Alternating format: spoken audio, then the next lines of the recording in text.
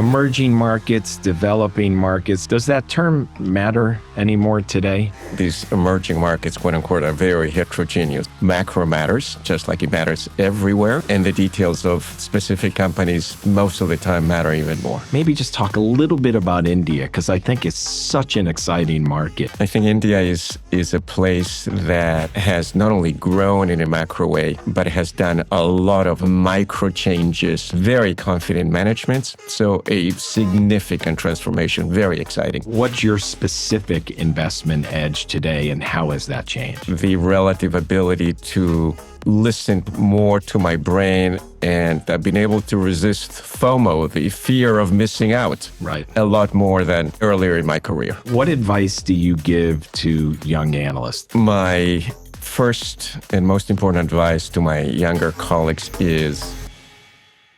And today I'm joined by Victor Kohn. Victor's an equity portfolio manager based in Los Angeles, and welcome, Victor. Thank you for having me. Very happy to have you. So we're going to dub this session, Victor, the 4 Decades of Wisdom podcast, because you are 1 week away from retiring from Capital Group after 39 years here. So it's a special time for you, a special time for us to celebrate you. And all of our listeners and viewers get to learn a lot more about your career and some of your thoughts. So thank you. Thank you for having me. So you have a very interesting background. Before we get into your investing career, can you share a bit about your background and your parents' influence on you? And then I promise you we'll get into the investment stuff. Sure. I was born and grew up in Chile. My parents were both Hungarian immigrants to Chile. They came in the early 30s and late 40s, respectively. They did not know a word of Spanish. They knew very few people. And they came with very little, if anything, on them, and made a living and raised a family. And I am the product of that, and many, many things that I've taken from them. But among them, the fact that you are owed nothing, that you have to study hard, work hard, and earn what you hope to get. Yeah, that sense of achievement by earning it yourself and putting in the time. Well, you've done that. You've been super successful. You did become a citizen in 2003 of the United States, and I have a picture of that to show. So behind your right shoulder, you'll see a picture of Victor Kohn in 2003 becoming a U.S. citizen. Can you talk about that moment? Because we have a lot of viewers and listeners, but for the listeners, talk a little bit about that picture and that moment. It was a great day. Actually, it was much more moving than what I thought. I became a permanent resident of the U.S. in 1986, and then I did not move on my citizenship for a few years. By 2001, I thought, okay, it is time to join the club here. And why did you wait so long, just out of curiosity? There was very little practical difference between being a permanent resident and a citizen. The two practical differences were A, not having a U.S. passport, and B, not being able to vote. By the time 9/11 came about, and I was involved in a lot of very heated debates with many people, and I was saying, we should be doing this, we should be doing that. And then I thought to myself, who is we? Okay, I got to join the we officially. I got to join the we. Yeah. That day, I went to my naturalization ceremony. I thought it was going to be a lot of waiting, very boring. It turned up to be incredibly moving, incredibly meaningful. My wife and one of my daughters were in the bleachers looking at the ceremony. It was a great day. That's great. Well, 20 plus years later as a U.S. citizen, it's been a great run for you. I want to talk about starting your career as an analyst.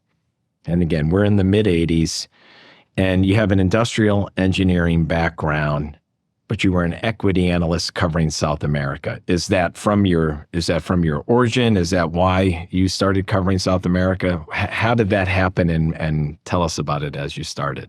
It was sheer serendipity. Okay. I started interviewing at Capital in late '85.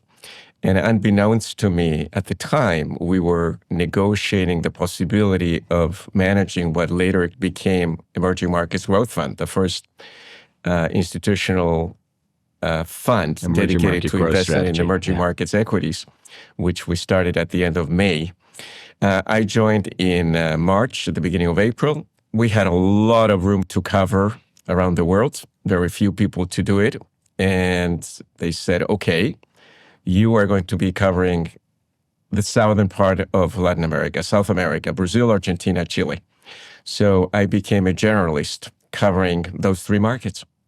So the ABCs, Argentina, Brazil, Chile, and you go there in the mid-'80s, and on your first research trip, I'm guessing when you went in to see a lot of the companies, they hadn't seen a lot of analysts before from the US. What was that experience like? I mean, you fast forward to today, they have investor relations departments. They're much more accustomed to seeing investors. But what was it like in 1986 on that trip? So in Argentina and Chile, I visited about 15 companies on my first trip, and 14 out of those companies that never received an analyst. Not from the US, from anywhere. Anywhere. You were the first analyst they've ever seen. Okay. Brazil had an experience with institutional investors, and they knew what this was about. For the first trip, I had to contact local brokers who would go to the stock exchange and photocopy for me the annual report and then send it to me on the mail so that I could prepare for it. It was a very different world. It was a different world. So a lot has changed in that world. Emerging markets, developing markets, this term that people use to describe a set of countries and a set of opportunities in those countries. Does that term matter anymore today? Do you think of that term as I'm looking at emerging markets or developing markets, or are you looking at individual companies in individual countries that may be idiosyncratic in their outcomes? How do you think of that? A lot more the latter than the former. By now, these emerging markets, quote unquote, are very heterogeneous. Some of them have grown older in their demographics, like China and Korea. Others are still very young, like India. Some are growing fast. Some are growing, sputtering at a very uneven pace. Some have developed incredible world-class companies. Others have not. So they have become a lot more, quote, regular type of markets. And we look at them in a very similar way. Macro matters, just like it matters everywhere. And the details of specific companies most of the time matter even more. Do you have a soft spot in your investment portfolio for certain countries that you've just been to so many times and you know so well that you end up having this spot in your portfolio saying, I'm always going to own several companies from X country, whatever that country would be? I think that the soft spot in my portfolio, quote unquote, in my mind more than my portfolio, actually has been for China. Okay. Simply because I have been able to watch over these almost 40 years the way this country has developed in an unbelievable way. For everybody that goes and visits China, they will almost yearly observe incredible physical changes in cities. You see the emergence of amazing companies. You see the lifting of hundreds of millions of people out of poverty. This has been maybe in the history of economics and development, one of the greatest outliers. And there may be a lot of rhetoric and increased tariffs, and the China economy has been relatively weaker than historically in the last several years. For you, looking over the long term, if you were starting your career now and you were investing for the next 39 years, what do you think happens in China? Do you think that there are similar opportunities now, or are a lot of those realized over the last 4 decades, and there may be less opportunity going forward? I think that the opportunities in China are still going to be abundant, but they're going to be different than what we have seen so far. This is now the second largest economy in the world. People work very hard. They save an enormous amount of their income as opposed to most other countries in the world. It is a very special place. And I think that over the next decades, they will be just fine. So you have to pick and choose, but there's still going to be opportunities. Undoubtedly. Got it. Okay, so doing your job today, you mentioned before about asking brokers to go and photocopy the annual report and send it to you in the mail. But what else has changed in how you do your job today versus how you did it in the 80s or the 90s? What are some of the bigger changes as an investment professional? I think that these countries and companies have become a lot more like those in the developed world. What do I mean by that? Way back then, you could hope to have an information advantage because you found some data before others did it, because the Bloombergs and all other information systems were not as prevalent, et cetera, et cetera. Now you can't. Way back there, you could hope, if you wanted to react quicker than others for the same reasons. Now it doesn't happen. So just like everywhere else, I think our two potential advantages are, one, a better analytical capability because we have experts that have been following these companies and these markets for a long time. And number two, I'm going to call it a horizon capability, the ability to invest for 3, 4, 5 years rather than hoping to just be right year after year or quarter after quarter. So it's that democratization of information that levels the playing field, so your advantages have to be very distinct. Correct. And ours being strong analysts over 10, 20, 30, 40 years, and the ability to hold stocks. A lot of our guests on this podcast have talked about their advantage being the length of time, being able to hold companies much longer than other folks who are measured on every week, month, quarter. We have that multi-year horizon. That's great. I'm going to slow down on our investment approach discussion and go into our office treasure hunt. I did take something from your office, but when we come back to this, I'm going to start talking to you a little bit about your portfolio strategy and your techniques. But before we do that, in your office, if anyone has something like this in their office, and I'll describe it for folks who are listening, but it is a picture of your family on the Capital Group newsletter, and it's on your shelf. It's from July 17th, 2013. Why do you have this on your shelf, and why is it important to you?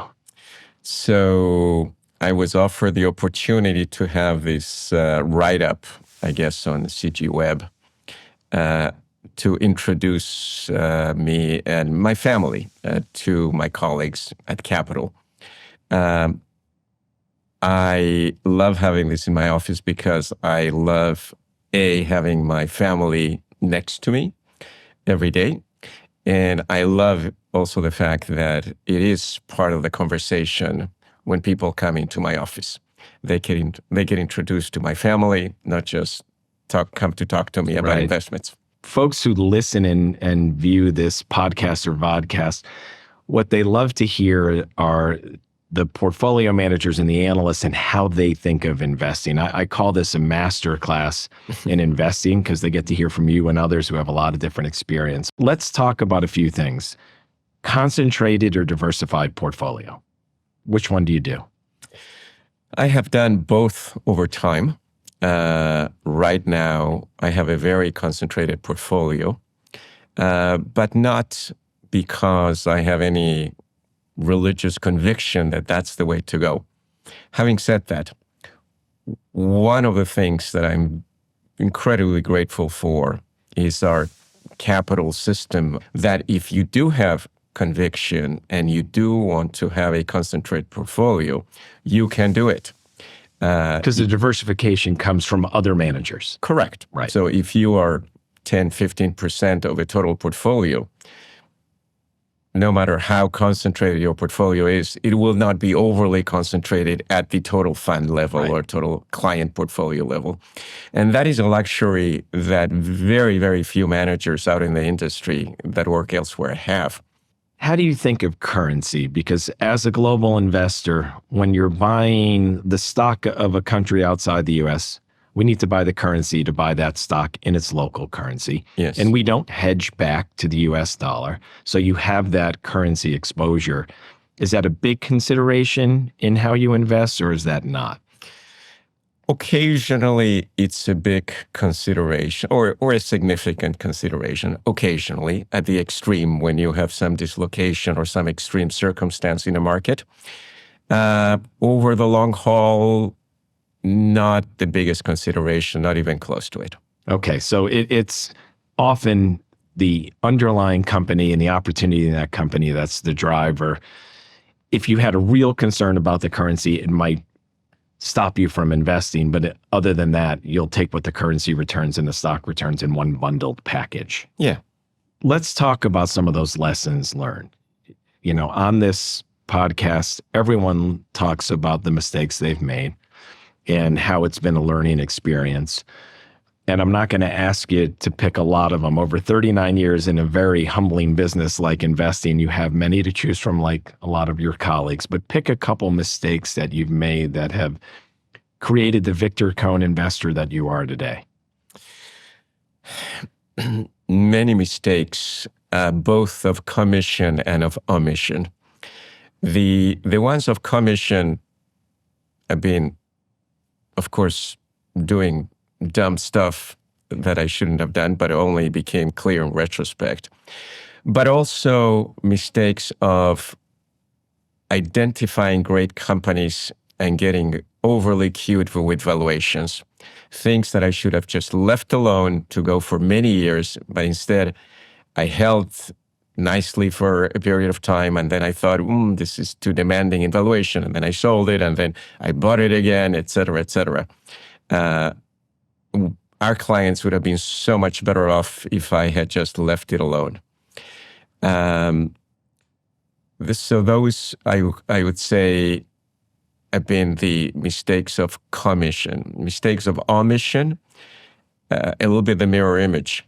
Not sometimes identifying companies that could be great, thinking valuation was way too demanding, not extending my horizons long enough to identify that, and not buying them at all, or not buying them for a significant period of time. And then your investment edge, I'm going to ask you what it is, but I'm also curious how that has changed.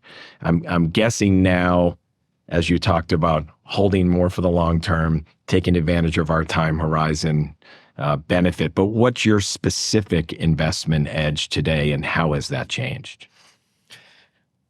I think if I had to identify what I hope has developed as an investment strength, I think has been the relative ability to listen more to my brain and silence my gut a lot more. So I've been able to do things when there's lots of fear in the market and take advantage of those opportunities better now than in the past.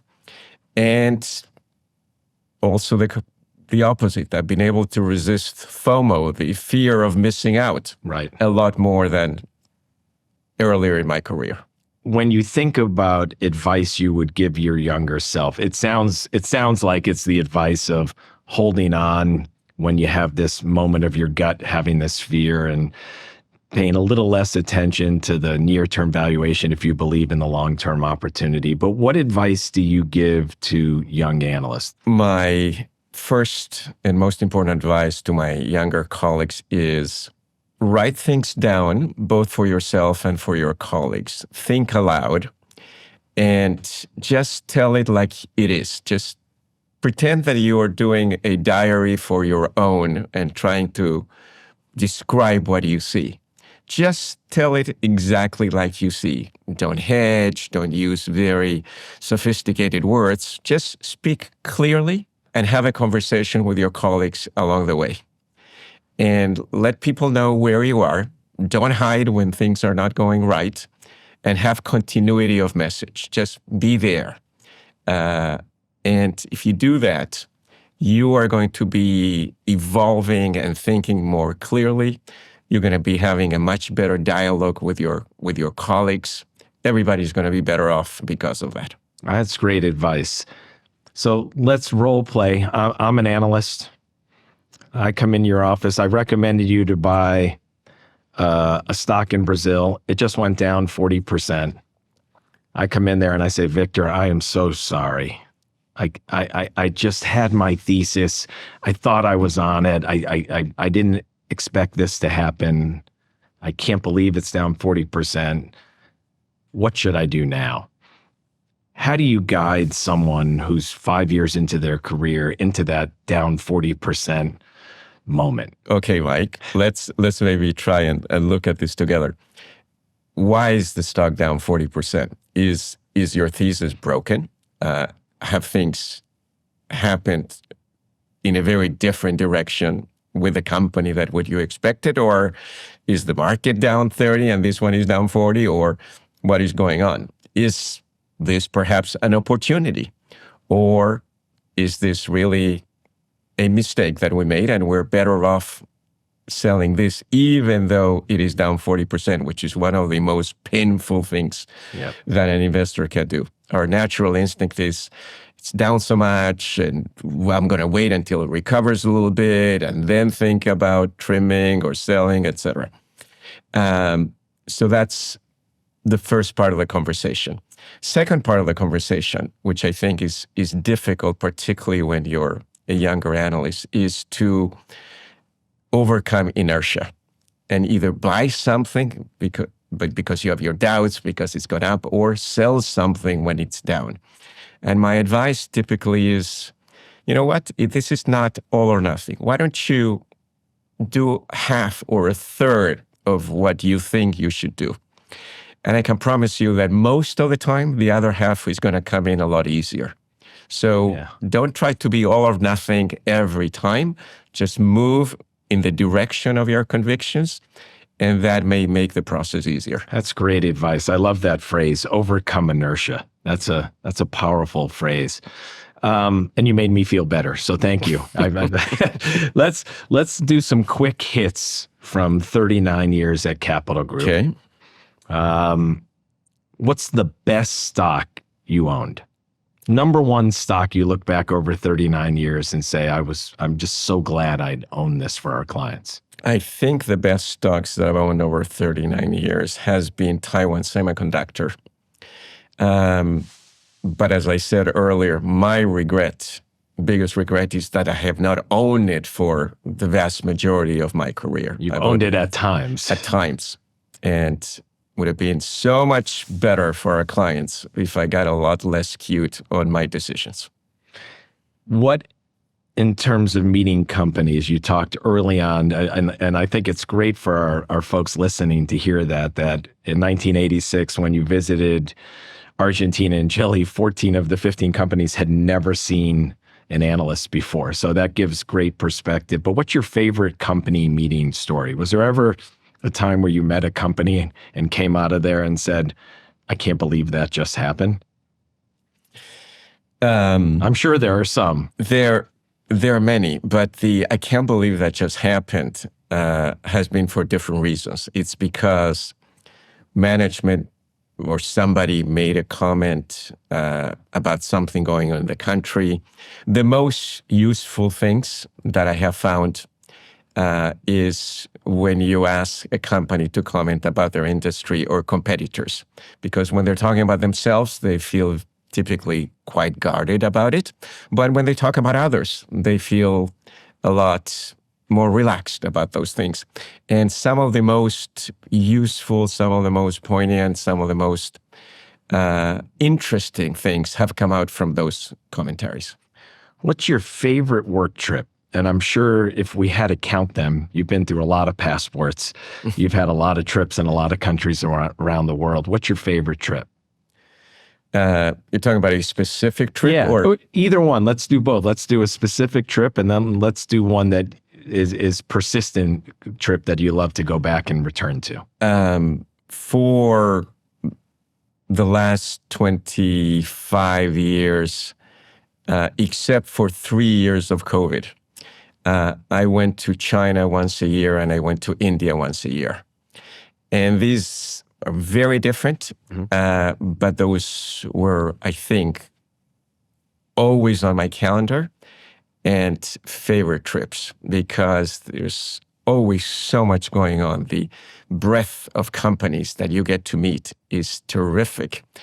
And the conversations with management most of the time super interesting. And when you were going to India in particular early on, it wasn't a well-traveled area from international or global investors. So you've probably seen dramatic change in both India and China, and we've already talked about China, but maybe just talk a little bit about India, because I think it's such an exciting market where the median age is 29 years old in India. There's so much reform occurring in that country. Stock market's done incredibly well. Tell me a little bit about India, if you would. Well, I think India is a place that played second fiddle to China for a long time, and over the last decade, it's really caught its wind behind its sails, and has not only grown in a macro way, but has done a lot of micro changes.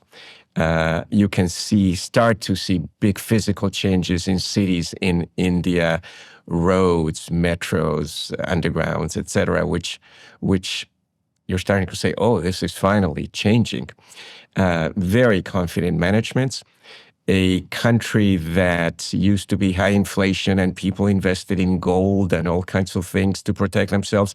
Now they're buying stocks. Now they have these systematic investment products where they take out of their salaries X rupees per month to invest in stocks. Very, very different than in prior decades. So a significant transformation, very exciting. Mentor.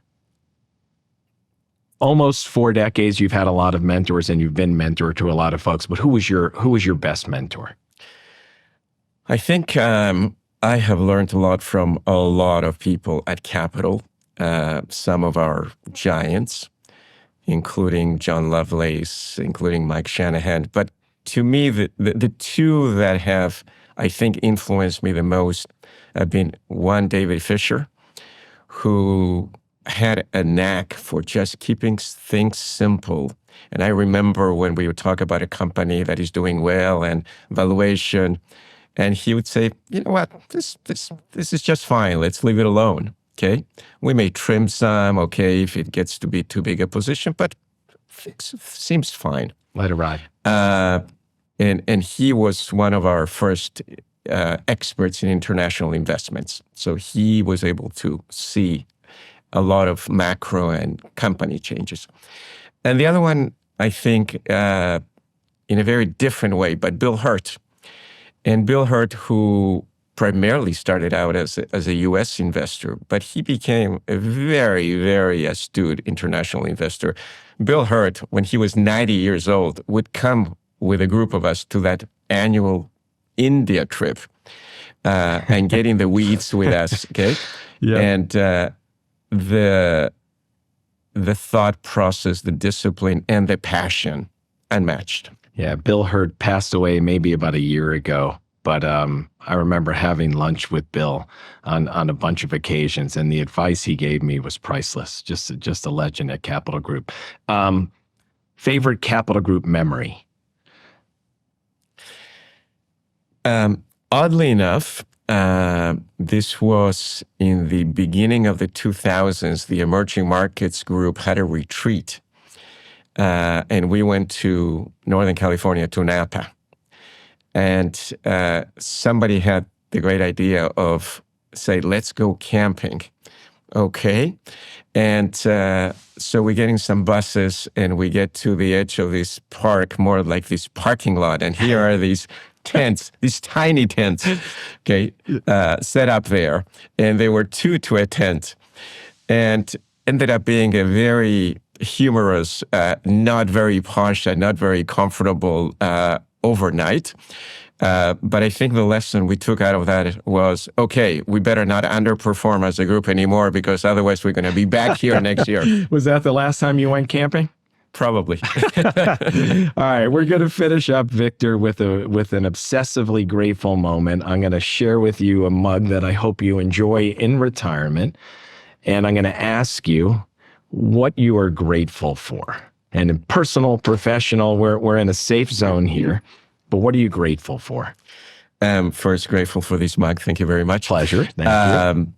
I am personally grateful that I have been able to have this amazing career while at the same time having this amazing family. Again, going back to that photo.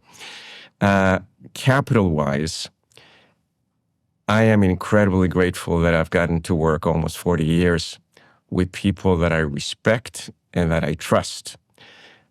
That over these decades, I've always, from day one, been treated like an adult and a professional, particularly by people that knew so much more than me and could have lectured me many times a day about all the dumb things that I'm thinking and doing, but always approach me with the utmost respect and professionalism. And I'm incredibly grateful that thanks to all those things, I got to log a ton of miles, be away from family many occasions, have many 6 a.m. meetings here downtown, et cetera, and never, very few times I begrudge that I had to be there at that time or had to be doing something else. I also had the great luck, quote unquote, of having worked briefly before I came to Capital and know the difference between the average investment company out there and their culture and what we have at Capital, which is a unique gift. Well, Victor, on behalf of 9,000 colleagues that you have at Capital Group and tens of millions investors who have benefited from your investment acumen over 39 years, I'm grateful for you. Thank you for having such a great career, making a difference in people's portfolios, making a difference in the lives of associates by being a great mentor. We appreciate you. Very grateful for all of your service and your loyalty to Capital Group and to our clients. You're most welcome. Thank you for having me. Thanks for joining us today. If you enjoyed the podcast, spread the word to somebody else who might benefit from hearing these great stories from our investment professionals. And also, please subscribe to Capital Ideas wherever you get your podcasts. And have a great day.